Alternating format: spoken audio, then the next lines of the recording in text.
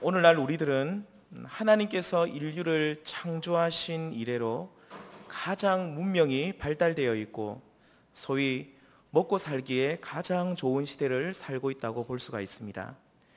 여기 계신 연세 많으신 성도님들의 말씀을 들어보면 우리나라도 이렇게 잘 살게 된 지가 그리 오래되지 않았다는 것을 우리는 잘 알 수 있습니다.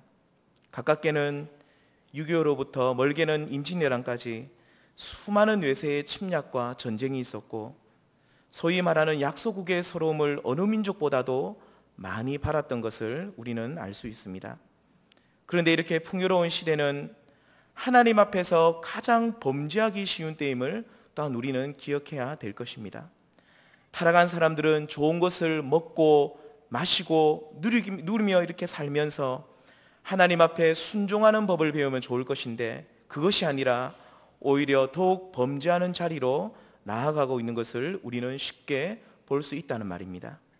이러한 때에 오늘 말씀을 통해서 우리를 넘어뜨리려는 사단 마귀의 전략을 그 괴계를 잠시 살펴보시고 죄에 대해서 경각심을 가지시고 그리고 끊임없이 몰려오는 죄의 유혹에서 어떻게 하면 승리할 수 있는지 곰곰이 생각해 볼 수 있는 시간 되기를 바랍니다. 하나님께서는 사람을 창조하시고 이들을 에덴 동산에 두셨습니다. 이 에덴 동산에서의 삶을 한마디로 말씀드리면 하나님과 함께하는 삶이었고 그리고 기쁨과 행복이 가득한 정말로 축복된 삶이었다라고 우리는 말할 수 있습니다. 그런데 여기에서의 삶은 그냥 먹고 마시고 노는 무의도식하는 생활은 아니었습니다.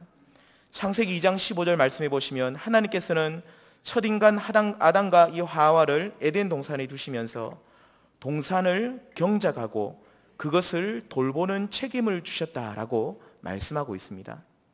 인간이 타락하기 전이기 때문에 땀 흘리며 일하지는 않았겠지만 그래도 경작하고 그것을 돌보는 일은 반드시 그들이 해야만 하는 일이었습니다. 이렇게 반드시 해야 하는 일과 함께 이들이 또 반드시 하지 말아야 하는 일이 있었습니다. 그것은 바로 동산 중앙에 있는 그 나무의 열매를 먹어서는 안 된다는 것이었습니다.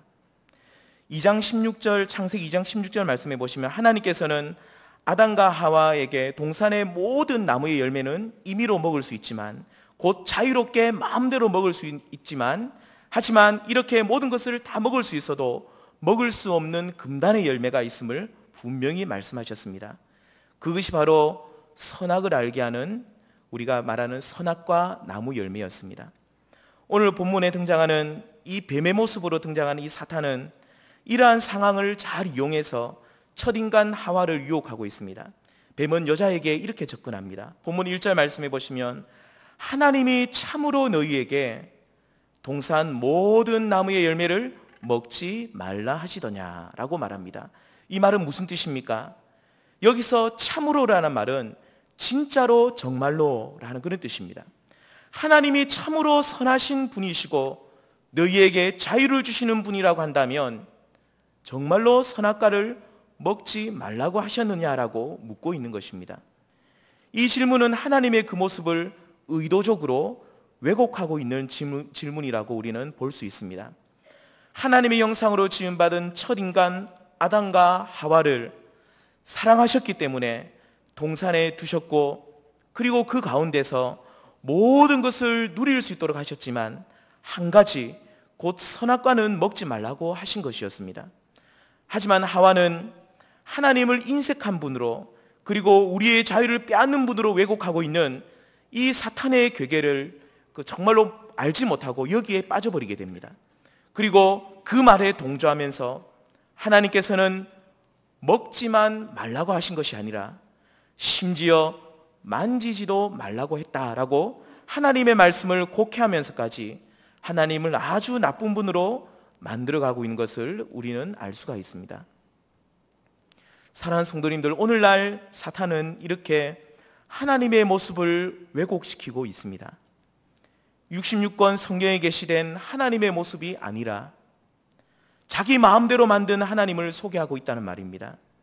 그리고 사람들은 사탄의 이러한 괴계에 말려들어서 자신의 욕망을 따라서 참 하나님이 아니라 하나님을 자기가 믿고 싶은 대로 그리고 믿고 있는 것을 우리는 볼 수가 있습니다. 여기에 일조하고 있는 것이 매스미디어이고 인터넷이고 심지어 설교 강단에서도 성경 속에 계시된 참 하나님의 모습이 아니라 하나님은 이런 분이었으면 좋겠다라고 그런 마음으로 인본주의적이고 세속적인 이방 종교의 우상과 같은 하나님의 모습을 만들어내고 있는 것을 우리는 볼 수가 있습니다. 사랑하는 성도님들, 이러한 때에 우리에게 참으로 필요한 것은 하나님을 바로 알아가려는 노력입니다. 하나님을 왜곡시키려는 모든 사단의 괴계를 무너뜨리고 오직 진리의 말씀 안에 깊이 뿌리를 내리면서 하나님이 어떤 분인지 알아가기 위해 노력해야 한다는 것입니다.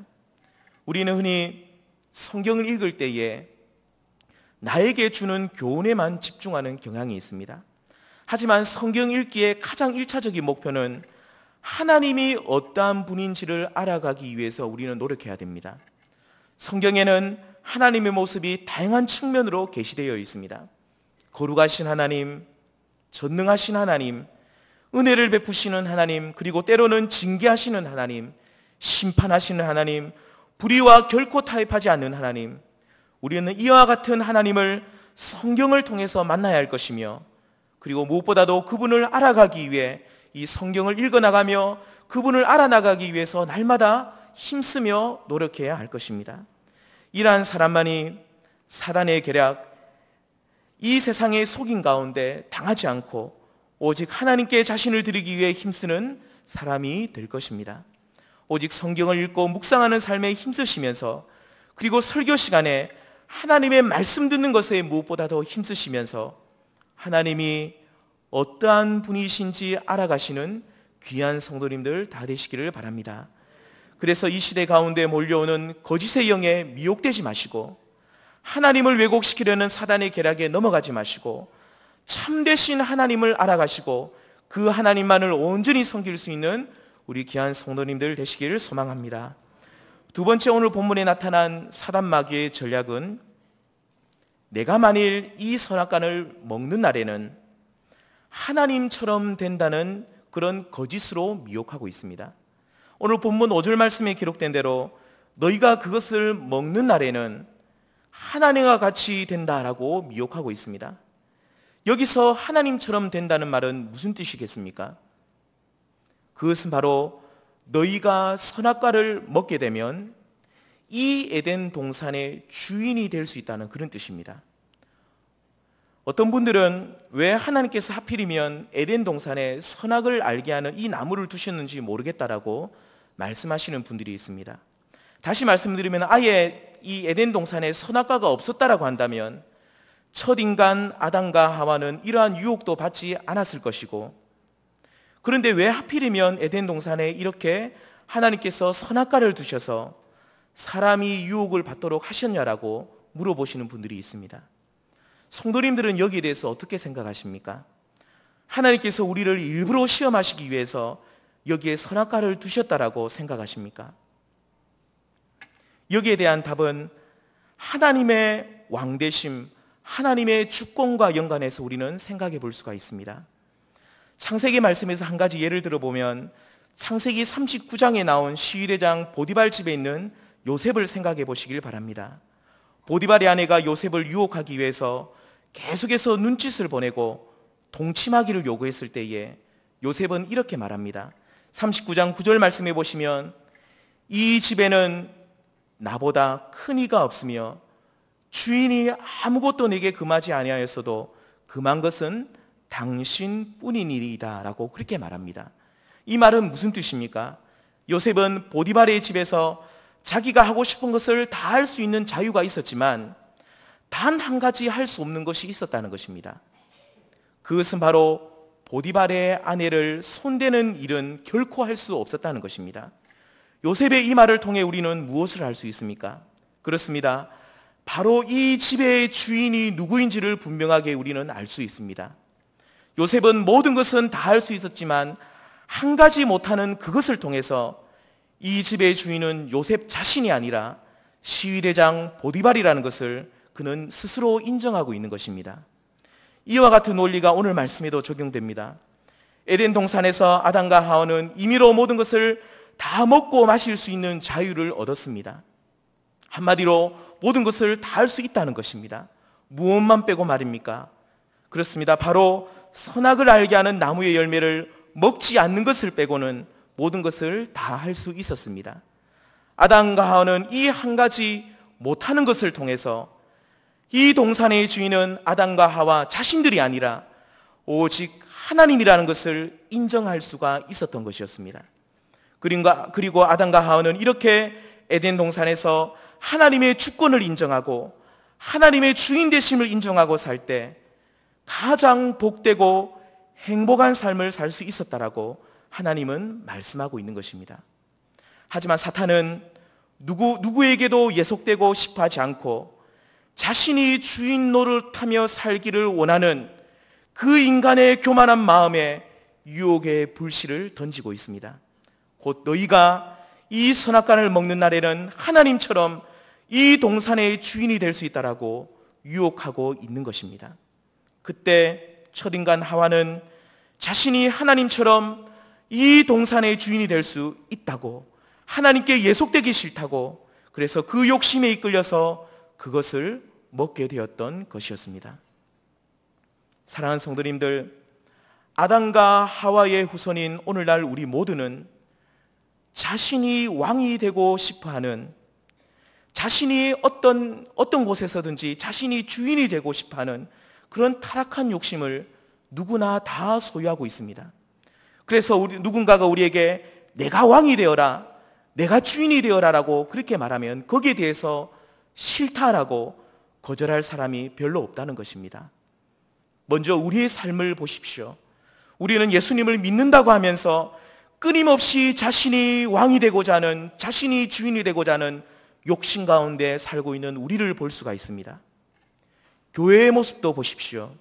하나님이 주인이라고 말은 하지만, 하나님께서 교회의 머리가 되신다라고 고백하지만 인간이 주인 노릇 행세하라는 모습이 얼마나 많은지 우리 주변을 살펴보시면 잘 아실 것입니다. 사랑하는 성도님들, 이 시간 다시 한번 우리의 주권을, 우리의 왕권을 하나님께 돌려드리시기를 바랍니다. 내가 주인 노릇하고 내 마음대로 살아가려는 방종의 삶을 벗어버리시고 오직 하나님의 그 존전 앞에 무릎을 꿇고 왕되심을 선포하시는, 주되심을 선포하시는 참 믿음의 삶을 살아가시는 귀한 성도님들 다 되시길 바랍니다. 그래서 누가 유혹해도, 누가 우리를 미혹해도 하나님만이 우리의 주인이 되신다고, 하나님만이 우리의 왕이 되신다라고 선포할 수 있는 우리 귀한 성도님들 다 되시길 소망합니다. 마지막 세 번째 사탄의 유혹은 죽음의 의미를 왜곡시키는 것이었습니다. 하와는 하나님의 말씀을 100% 믿지 않았습니다. 그래서 그녀는 정령 죽으리라, 네가 이것을 먹는 날에는 반드시 죽으리라는 하나님의 말씀을 너희가 죽을까 하노라 라고 그 말씀을 스스로 왜곡시키고 있는 것을 우리는 볼 수가 있습니다. 이렇게 하나님의 말씀을 불신하고 있는 이 하와를 본 사탄은 죽음의 의미를 왜곡시키면서 그녀를 유혹하고 있습니다. 본문 4절에 보시면 이렇게 말합니다. 뱀이 여자에게 이르되 너희가 결코 죽지 아니하리라. 이 말씀은 무슨 뜻입니까? 사탄은 하나님께서 말씀하신 죽음의 그 의미를 지금 왜곡시키고 있는 것입니다. 하나님께서 너희가 선악과를 먹게 되면 정령 죽게 된다라고 하실 때 그 죽음은 1차적으로는 영혼의 죽음을 의미하고 있습니다. 너희의 영혼이 이제 영원히 죽게 될 것이라는 그런 뜻입니다. 하지만 사탄은 그 죽음의 의미를 교묘하게 아주 왜곡시키면서 너희가 하나님의 말씀에 불순종해도 너희의 육체는 죽지 않는다고 그렇게 지금 말하고 있는 것입니다. 그러면서 하와에게 너희의 육체는 죽지 않을 것이니 걱정하지 말고 죄를 지으라고 유혹하고 있는 것입니다. 사랑하는 성도님들, 오늘날 우리들도 이렇게 왜곡된 죽음의 의미를 받아들이고 있지 않으십니까? 성도가 진정으로 두려워하고 참으로 심각하게 받아들여야 하는 죽음은 육체의 죽음이 아니라 영혼의 죽음인데, 오늘날 믿지 않는 사람들이 두려워하고 있는 이 육신의 죽음을 우리가 가장 두려워하고 있지 않냐는 말입니다. 우리가 만일 어떤 죄를 짓기 전에 그 죄를 지음으로 말미암아 우리 영혼이 심각한 병에 들고 그리고 계속해서 양심에 화이 맞은 사람처럼 그 죄를 짓게 된다면 결국 우리의 영혼이 죽게 된다는 그것을 믿고 우리가 그것을 알고 있다면 우리는 죄 짓는 것을 그렇게 쉽게 짓지는 않을 것입니다. 우리 성도님들은 어떤 죽음을 가장 두려워하고 계십니까? 사탄이 지금 하와에게 제시하고 있는 육체의 죽음을 두려워하고 있습니까? 아니면 하나님의 말씀에 불순종할 때 임하게 되는 이 영혼의 죽음을 가장 두려워하고 계십니까? 사랑하는 성도님들, 오늘 이 시간 우리 모두는 너희들이 불순종하면 이 선악과를 먹으면 정령 죽으리라 선포하시는 이 하나님의 말씀을 기억하시기를 바랍니다. 영혼이 죽게 될 것이라는 이 말씀을 기억하시라는 것입니다. 비록 불순종하고 죄를 지어도 우리 육체는 멀쩡하지만 이미 우리 영혼은 그때부터 심각한 질병에 걸려서 정말로 하나님으로부터 떠나는 영혼의 죽음에 오게 됨을 기억하시면서 정말로 이 죽음을 두려워할 수 있는 우리 모든 성도님들 되시길 소망합니다. 우리 육신의 안위보다 죄로 말미암아 하나님으로부터 멀어지는 그 영혼의 죽음을 두려워하시면서 우리의 몸과 마음을 하나님 앞에서 정결하게 날마다 거룩함으로 세워나갈 수 있는 모든 성도님들 다 되시길 바랍니다. 말씀을 맺도록 하겠습니다. 역사상 최초의 이단 신학자는 자유주의 신학자는 사탄이 아닌가 생각됩니다. 사단은 하나님의 말씀을 교묘하게 왜곡시킵니다. 그러면서 하나님의 모습을 거짓으로 바꾸어 버리고 그리고 선하신 하나님, 공의로우신 하나님을 단순히 인간을 억압하는 아주 악한 하나님으로 왜곡시키고 있는 것을 우리는 볼 수 있습니다. 또한 하나님께서 심각하게 말씀하시는 죽음의 의미를 왜곡시키면서 육체의 죽음만이 진정으로 두려워해야 하는 것임을 그렇게 강조하고 있는 것을 우리는 볼 수가 있습니다. 이렇게 하나님의 모습을 바꾸어 버리고 죽음의 의미를 왜곡시키고 무엇보다 하나님의 주권 앞에 무릎 꿇게 하지 못하게 하는 이런 유혹을 다시 한번 생각하시면서 그리고 여기에 대해서 경각심을 가지시면서 말씀 앞에 우리 자신을 날마다 세워나가시며 승리할 수 있는 우리 귀한 성도님 되시길 바랍니다.